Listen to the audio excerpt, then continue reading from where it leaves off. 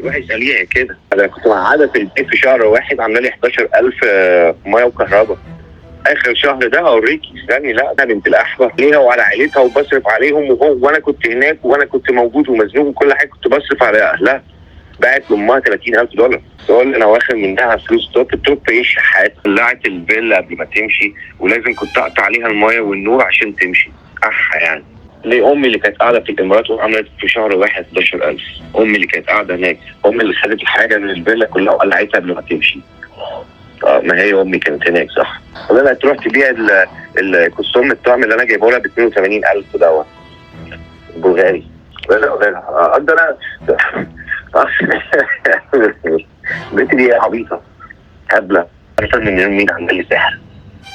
انت تعرفي كده انا دايخ مع الناس حاليا مش فاهمه حاجه. بقول لك ايه، مش بقول لك انا دايخ مع الناس. انا جبت 5 وكل واحد فيهم بكدبه. ده ليه مش عارف حاجه اسمها عقد ولا عقد ولا مش عارف ايه، اللي هو لا احوال الماليه تطلع ويقف حالي واي حاجه قرارها ما تمشيش والعلاقات يعني الزوجيه او ايا كان. انا ما بنامش الليل قسما بالله. انا كل سنه بصحى مفزوع. بقول لك انا ناس جبتهم ما تعرفنيش ولا اعرفها، ناس كبيره في السن ومش عايزين فلوس، مش بياخدوا فلوس عن طريق ناس صحابي. واللي هو بتاع المغرب دوت بقول لك ايه، جاب لي يعني قال لي هو مين وقال لي معمول ازاي وقال لي معمول من امتى. البت دي انا واخدها كده ده اللي ما حدش يعرفه ولا حتى ندوش. طيب بقول لك ايه، انا مش عارف. بصي البنت دي كان ليها علاقات قبلي مع واحد اسمه جيم اوفر، ده كان داعم في التيك توك. واحد تاني قبليه اسمه سلطان، ده عنده صاحب مش عارف فندق ايه في عدنان. هي كانت ليل نهار هتلاقي فيديوهاتها متصوره مع كلب كده ومزرعه وبتاع. هي بقى كانت عايشه هناك، وهو ده تقريبا هو ده مش جيم اوفر. جيم اوفر ده بتاع لندن. الواد رائد ده المعرض بتاعها.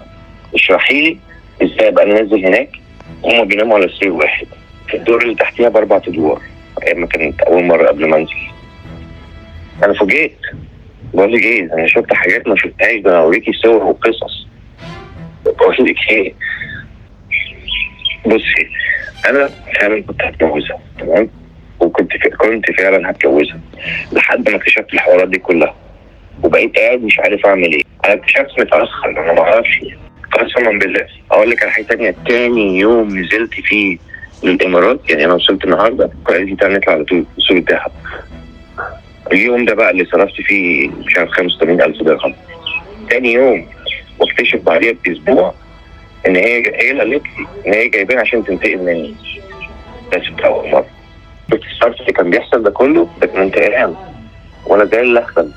بقول لك ايه، في خلال شهرين صرفت 250,000 دولار. بقول لك البت دي وقعتني على وشي وقع بنت كلب. اول مره نزلت فيها بعت العربيات بتاعتي، كنت بايع تقريبا حوالي 300 وحاجه عربيه بالخساره عشان اعرف اعيشها واعرف اشغل الشركه بتاعتي. بقطع من لحم الحي عشان اعيشها زي الملكه زي البرنسيسه. انا الحوار اللي انا قلت لك من شويه ده معمول لي من اول مره من قبل ما انزل لها على طول. هي عاملاه وابن الاحمى دوت اللي اسمه رائد هو اللي رديف التواليت محدش عارف يلاقيه. رميت في التواليت مش غير نظام مثلا. بس انا بحكي لك عن حاجه، البيت كان بيت احمد. انا كنت مخدوع. ده اقول لك ايه، كلمته بابا بقول لها طلعيها من البيت، انا مش معيش فلوس اصرف عليها. قلت لها انا ست، انا بقول لها بس كده عشان تطلع.